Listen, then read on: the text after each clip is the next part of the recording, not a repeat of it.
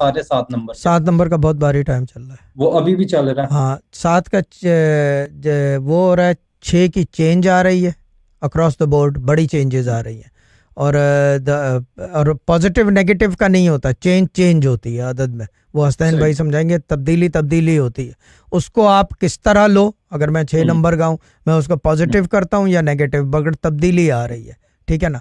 Now the other thing is कि जो important चीज़ है, 3 का उरूज आ रहा है मगर फिर जवाल की तरफ गिरेगा। उरूज आते ही जवाल की तरफ जाएगा। उरूज ये टेम्परेरी है, यानी कि वो क्या बोलते हैं उर्दू के अल्फाज में, पता नहीं क्या वर्ड है, आरजी चेंज है ये। उरूज आएगा फिर जवाल आ जाएगा। ठीक। और ये अरूज आ रहा है मतलब नियर फ्यूचर में आ रहा है, इन्हीं कुछ ये दिनों वीक्स में चल रहा है, अभी चल रहा है। 4 अदद, क्या 4 वाले? 4 वाले ठीक है, गुड है। नज़ला जुकाम खांसी चल रही है, गर्मी है, बाकी ठीक है। 4 का ठीक है।